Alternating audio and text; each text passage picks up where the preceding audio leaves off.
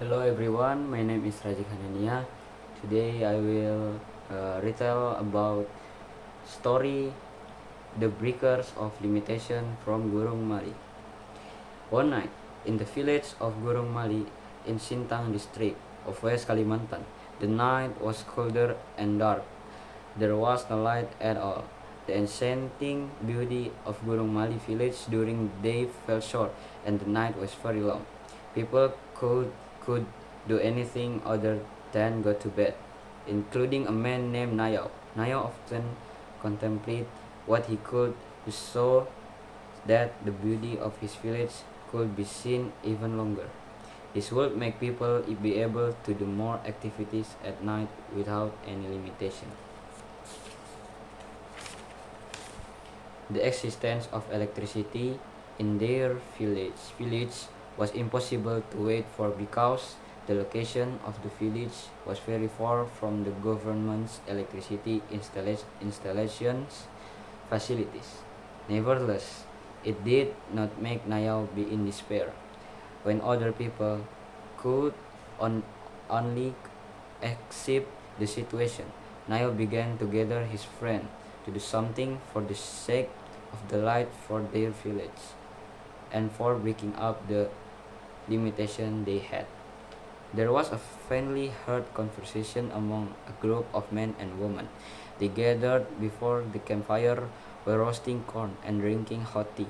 Your idea is impossible now, said Pawai. How can we build a micro hydropower plant? How much money must it cost to build it? Yes, Nayao, do you have that much money? Nico asked. That's right. Moreover, the distance of our village from the Feeling River is also very far, Nayao. Pawai scolded. Nayao smiled and said, Yes, I don't have much money, friends. But if we work together, nothing is impossible. This is for our goodness. Our village can be bright and beautiful at night, and we can also do more productive activities at night without any limitation like now. If we don't have money, we can how can we build a ditch to drain water from the Feeling River Nayao? Asked Kosa, a woman engrossed in adjusting the position of the wood in the pit. We can try to use wood as it is cheaper, said Nayao. How about using diesel fuel to drive the wheel? Asked Shinko. If we use diesel, we have to provide funds every day to buy the diesel, and it can also pollute the air into our environment. If we use hydropower, it's more efficient and more environmentally friendly, Nayo explained. But using wood is still expensive now because the distance is very far. We need to buy a lot of wood to build the trench, said Apoy. Building the windmill also requires a lot of money, Nayo said no. We can borrow material first, then we can pay it in installments, said Nayo. Nowadays, there is no material owner who wants to give their goods without any collateral, said Dason.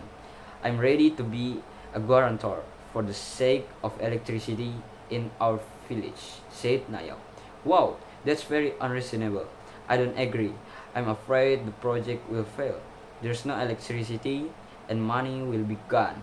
For the worst scenario, we still need to pay for the material, said Miso, who had been silent for a long time.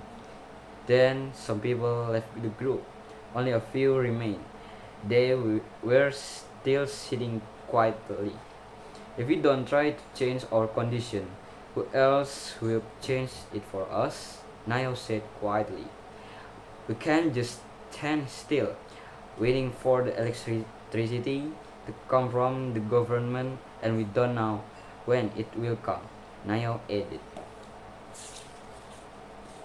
That's right, said Apoy, who was still sitting closest to the firebox. But I can make it happen alone. Together is a stronger than alone, right? Said Nayao. Yeah, let's do it together. I'm ready to help, said Supardi. We can also help. The women's troops are ready, said Nino. the youngest woman among the others. Come on, we can do it together, Hisako said, clenching his fist. On the next day, they came to the material shop to discuss the matter. After a few bargaining and such, they met an agreement. They had a deal. Nayo and several sportive friends such as Apoy, Shinko, Hisako, Nah, Dezen, Supardi, Mio, Nino, and several others. Women began working together to build a dam and a mill house along with the water channel in the form of a ditch that reached 200 meters in length and 40 cm in depth. They worked collectively, built sandbag for the dam, covered the mill house with tarpaulin, and covered the generator with zinc. Everything was done manually. Every day, their professionally sweat was not felt as a barrier to their passions to change the condition of their village. They were eager to make their village enlightened and eliminate the limitation of their activities at night. After 3 months, the micro hydropower plant was finally complete. Finally, the house where they live were enjoyed at night. Those who professionally doubt the value of hard work, cooperation, and care for the environment then joined in cheers. Villagers were then more enthusiastic about protecting the forest and the surrounding environment to keep the water supplies remaining available. Nayo smiled broadly and was proud of his friends. The beauty of Gurung Mali village will stay forever, and people will be more prosperous since they are more productive now. Nayo whispered, togetherness can break through limitation. Okay, that's all for me. Thank you very much. Assalamualaikum warahmatullahi wabarakatuh.